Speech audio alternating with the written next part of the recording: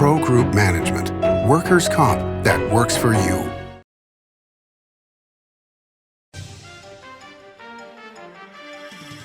Welcome to Nevada Newsmakers. On the broadcast today, one of our favorites, Josh Hicks, joins us. He's a partner with McDonald Carano, here for the whole show on an all-new Nevada Newsmakers. Pro Group Management is the place where companies can find workers' comp solutions that are designed to meet their specific business requirements. As regulations evolve, Pro Group takes a proactive approach to clear the path to make sure your business stays ahead of the curve.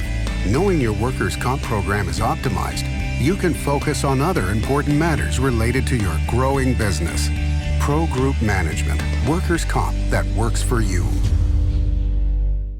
Brian Culpa Photography was born in the rolling hills of Massachusetts, and now he can help you experience the stunning beauty of Nevada in a whole new way through the power of flight. Flying has always been a passion for Brian, and at Brian Culpa Photography, he can make your imagination soar. Brian has the creative mind and tools to tell your unique story. Experience the bird's eye view at brianculpaphotography.com. What do you count on? You count on your power every day. At NV Energy, we've always powered what's important to you, but we're not looking at the past. We're focused on the future. While our standards are high, our rates will remain low. And our commitment to renewables isn't just meeting standards, but leading the way. Because you can count on more than just your power. You can count on the company who brings it to you. That's our promise. You can count on it. Nevada Newsmakers Studio is located at the headquarters of the Nevada Trucking Association. Motion and purpose are a truck's greatest virtue. This is Nevada Newsmakers with host Sam Shad, a no-holds-barred political forum. Now, from the Nevada Newsmakers broadcast headquarters, here is Sam Shad. And back on Nevada Newsmakers, we are always pleased to welcome back to the program Josh Hicks. He is a partner in McDonald Carano. Pleasure to have you back on the program, sir. Thanks, Sam. It's always a pleasure to be here. It wasn't too long ago that it wasn't just McDonald Carano in the name of the firm. It was McDonald Carano Wilson. And Spike Wilson recently passed, and I wonder if you care to share a few words about what an amazing guy Spike was. Yeah, thanks, Sam. Spike was an amazing guy. He was a pillar of our firm. He was someone everyone at the firm respected, whether it's our new lawyers who've never heard of him, who've heard of him through stories, or our veteran lawyers who knew Spike. He was an outstanding lawyer. He was a gentleman. He was an example that was set for all of us. He was a legislator of the kind you hope you would get in a community, someone who listens to all sides, someone who's respectful of all viewpoints. He was the kind of guy who you would never find, I've never heard of anybody who's had a negative word to say about him. Just a well-respected, true gentleman. A foundation of our law firm, and someone whose example we hope we can all live up to in the future. Thank you. I appreciate those words. Let's talk about some issues. The initiative petitions that were floated by the Clark County Education Association to raise money for education. There was a compromise made. They sought to withdraw those petitions. The court said they could, despite the fact the Secretary of State said they couldn't. The Secretary of State is going to object. Where do we end up with this, in your opinion? And what does this do in terms of opening up blackmail for people to get things passed? I think that's an absolute real risk that we face. The reliance, that you're seeing from the CCA on the ability to withdraw is based on a statute that allows withdrawal right up to the end. And it's a tough position, because if those petitions can be withdrawn, there's nothing to stop people from filing other kinds of petitions like that in the future. And I think those of us who've been following it have always thought that's the danger of this whole withdrawal issue in the first place. Now, the withdrawal rule is set in statute, so it could always be changed in statute. I wouldn't be totally surprised if you saw the legislature looking at some ways to modify that, to rebut the thought of blackmail, coming at them in the future. Is there discussion of that, do you think, at this point? Not that I've heard, but I would imagine they'd probably be thinking about that. I hope they would be thinking about that. Otherwise, the initiative petition is going to be taking some turns that we haven't seen in the past. And the irony, and we've not had Tyree Gray on since this occurred, and we'd love to have him back with the Mining Association. But the Mining Association coughed up the money that was negotiated for the Education Association, and so where does that leave us? Yeah, mining, I think, put a deal together that they hope would keep, industry-specific taxes off of them in the future. But there's no guarantee those things kind of hold. There's the old saying, deals don't really hold from one session to the other. And I think all of us who've been out there have seen that many times. So they can ebb and flow, and I think it's risky business on tax deals. One of the things that's been a recurring theme over the 20 years of this program has been that whenever you talk to anybody from the education associations, and this is plural, they always say we're $1 billion short. Does this ever end?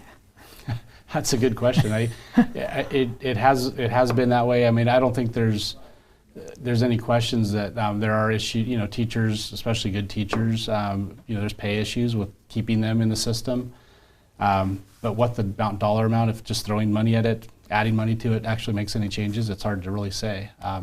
It doesn't seem like it's made a huge amount of difference in the past. And with what we're seeing with the education system at both ends of the state, it seems kind of crazy in both Washoe County and Clark County, and also now at the university level with another chancellor out the door with a huge paycheck going out.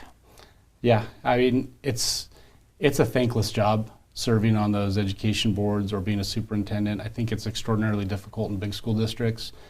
Washoe County, we've had some really good superintendents, and we've had some not so good superintendents. You're very kind. I thought Kristen McNeil was a great superintendent, and I think she was pushed out by just the vitriol that's out there, and I think that's too bad. I think there's something to be said for homegrown people coming in and running homegrown school districts. But when school districts get so big, like what we've seen in Clark County, it's a difficult thing to manage. Do you ever think that it's truly ever going to get broken up? Because that's been the attempt, but it's never really occurred. It's never really occurred, and it'd be difficult, although I think last I heard Clark County was like the 5th largest school district in the country. So it's huge. I don't know if breaking up is the right answer, but certainly some way to maybe subdivide it into some way to make management a little bit easier. Seems like that might be a good thing to think about. All right, let's change topics completely here and talk about the Supreme Court hearings that are ongoing. This has been a very bizarre thing, going back to Robert Bork and his failed confirmation hearings. They are so ugly, but what to me is ironic is right now you have complaints because a Democrat president has nominated somebody and they are getting beaten up. But you look at what happened to the Republican nominees, the previous two, actually 3 really, and they got beaten up as well. When you look at it, do you feel like, okay, this is a lifetime appointment. You have to sit and take abuse for maybe a week, and then you get a lifetime job if you're confirmed. Is that such a bad deal? Is that the wrong way to look at this? Well, I think the politicizing of Supreme Court hearings is not really a great thing, not just for those judges, but for our country in general. Most of these judges, they might get painted as partisan, but they really aren't. In my experience, they might have certain political leanings. The Bork piece, that's a good example. That's kind of the originalism thinking of how to interpret the Constitution. But when you apply that into certain areas like abortion, it gets controversial. So those things get politicized. But I think the most jurists, and I think even the judges that were appointed under the Trump administration, I don't think that the worst fears that these were some kind of conservative, firebranders has really come to pass. So most judges are just good people. They're trying to do the best they can, and to get it politicized, it's not only tough on them and their families. I mean, some of what we've seen with judges is just tragic, and no one should have to really go through those kind of things. But to your point, it's a high-profile job, so it's going to be a high-profile job interview. Also, both sides use this as a way to raise money. Yep. And there are multiple organizations on each side that utilize these to raise money. So I mean, that plays into this whole thing. Yeah, it's a business. Politics is a huge business. I mean, ask any candidate who's run for office who the first 10 people who call them are, and it's all people who are making money off of it. When I talk to lieutenant governor candidates in this cycle, and they're telling me that they need to raise $500,000 apiece, that's a stunning amount of money for a part-time job. Yeah, I think the days are gone where $25,000 was what you needed to put up some yard signs and run some ads. Long gone. You can't even do that for an assembly race. No, assembly races are six-figure races now. And even that's not going to get you on TV, or if it does, it's going to be really light. To say the least. Yeah. Well, we always have openings here, but that's another story. Yeah. Let's take a break. We'll be back with Josh Hicks, much more after this timeout. Hi, I'm Renee Summerhour, digital news anchor here at 7 at 7. Watch our streaming nonstop newscast immediately with your mobile phone. 7 at 7 is the new way for you to get every bit of local news you need in just 7 minutes. Breaking news, local neighborhood news, weather, and sports are just a click away. Reporters bring you all of what's happening in the Valley. From Roku, Amazon Fire, Apple TV, YouTube, and more. Get every bit of local news you need from the RJ and LVRJ.com. Each day, the Children's Advocacy Alliance partners with leaders, legislators, and families across Nevada to improve children's health, education, economic well-being, and safety. We recognize Nevada will be no better than the state of its children. Be a part of this change. Be a supporter of the Children's Advocacy Alliance. For more information, go to caanv.org. Don't miss the $200,000 Big Cash giveaways at Tamarack Casino through May 28th. One $10,000 Big Cash winner guaranteed every Saturday, plus over $60,000 in grand prize giveaways. The $200,000 Big Cash giveaways at Tamarack Casino. Do you play golf? The Optimist Club of Reno is hosting the inaugural Ray Pezzanella Memorial Charity Golf Tournament on June 3rd at the Lake Course at Red Hawk Golf and Resort. For more information, go to pezgolf.org. Funds raised go to benefit local children's programs. Modern boutique Ahern Hotel and Events Center in Las Vegas. Host meetings and events on 2 floors. Stay in luxurious rooms and suites. Unlimited branding opportunities. Regional Italian cuisine by Chef Mark Segrisi. Flexible event spaces. Full buyout options. Visit ahernhotel.com today. This is Nevada Newsmakers.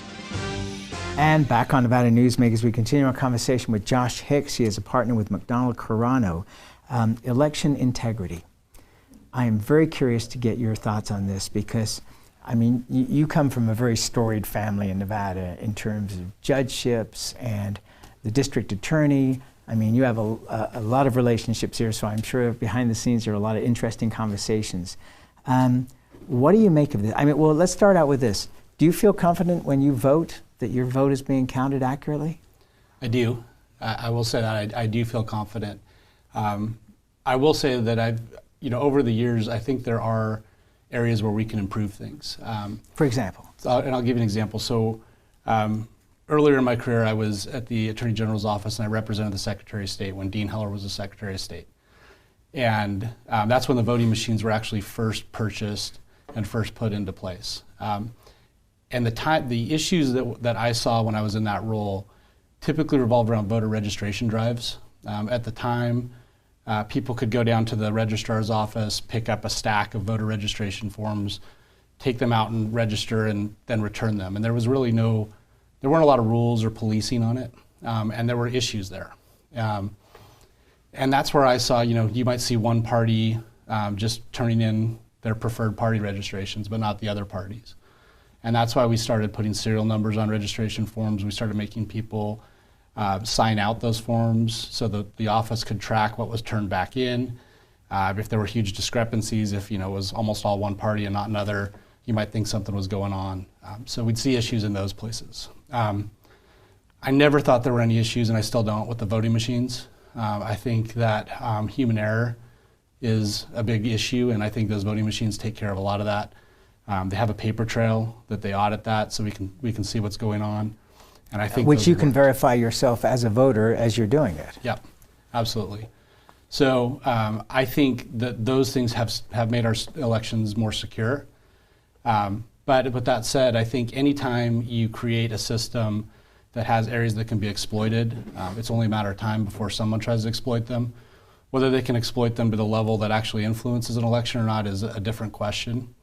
I think smaller races are more subject to those kind of issues than bigger races where things kind of come out in the wash. But things like the ballot harvesting, that reminded me very much of the old registration forms where anyone could just go pick those up and turn them in. I mean, anyone can go pick up ballots and turn them in now. So, I think it'd be worthwhile to think about some ways to require some registrations so that those can be tracked and we know who's turning things in.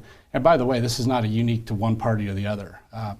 When I saw the voter registration issues, there were equal opportunity offenders on both parties. Well, that seems to me to be the irony, is that, and I've been asking people, Jean Herman was here, who's a Washoe County Commissioner, and she has concerns about voter integrity, or voting integrity, I should say.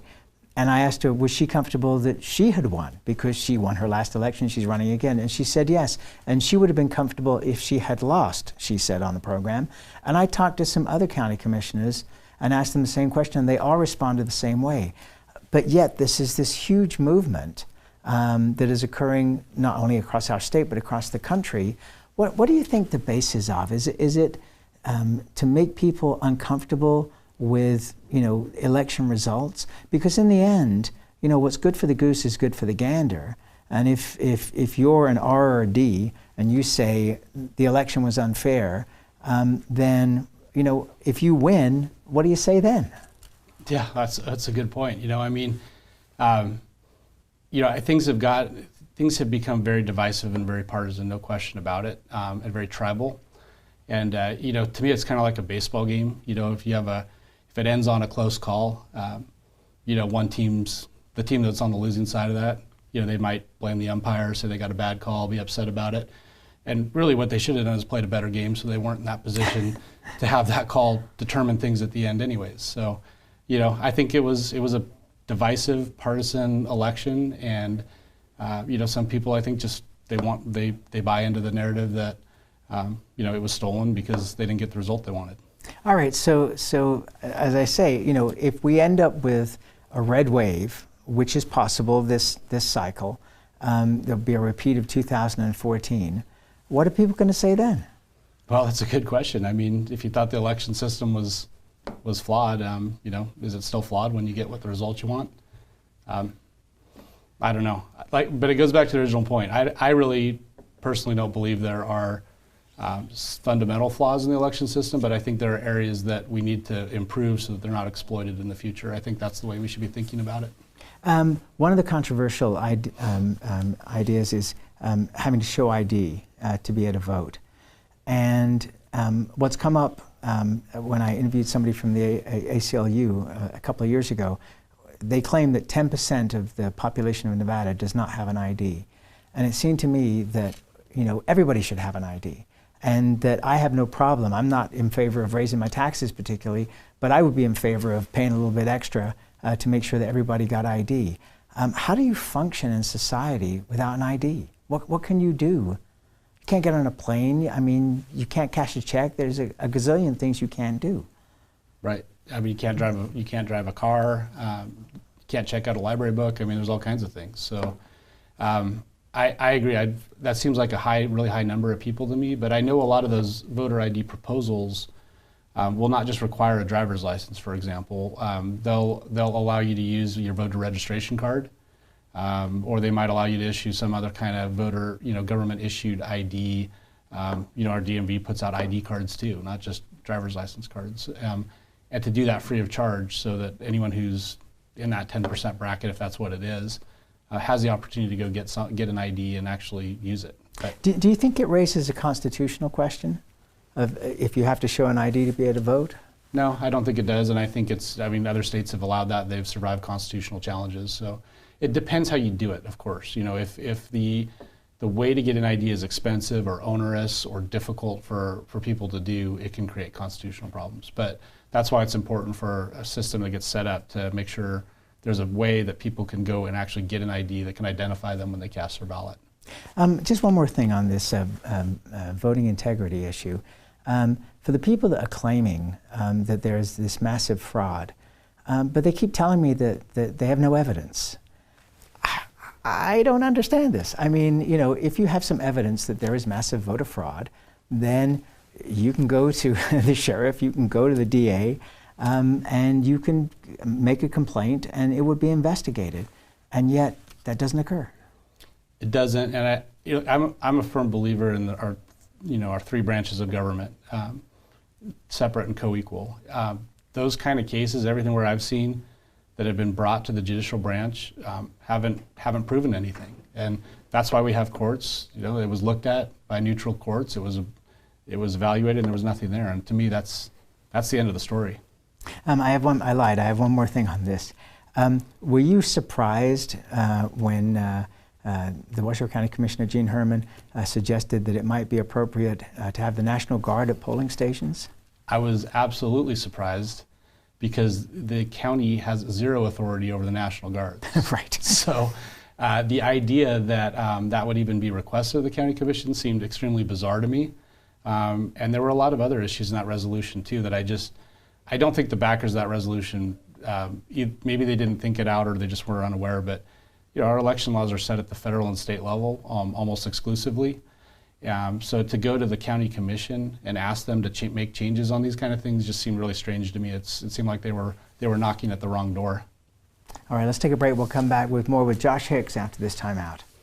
Southwest Specialties has been making the homes and businesses of Nevada beautiful for more than 20 years. Their experienced designers and craftsmen create the walkways, backyards, water features, and a variety of outdoor cooking areas that add curb appeal and value to your investment. Call today or visit them at their website and see how they can make your outdoor spaces special. Southwest Specialties, creative, distinctive, beautiful. The Nevada Builders Alliance has been protecting the interests of the construction industry for over 50 years. Our programs save members thousands of dollars every year and allow them to provide much-needed benefits to their employees. Our industry also allows Nevada to grow. If you're thinking about a career in the construction industry, reach out. And if you haven't thought of a career in construction, what are you waiting for? We are the Nevada Builders Alliance. Ahern Rentals began as Signal Gas Station on Las Vegas Boulevard. Founder John Ahern grew the business by offering rentals. His son Don built on John's legacy, growing Ahern Rentals into the largest independently owned American rental company, with 89 locations in 30 states. Don also brought his experience and vision to equipment manufacturing with Extreme Manufacturing and Snorkel. Today, Ahern Rentals continues to bring its family values to a new generation.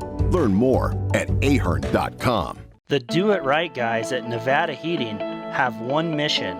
Your air conditioner breaks down today. We fix it today. Why sweat for days while your air is down when Nevada Heating can get the job done today and you can get cool again?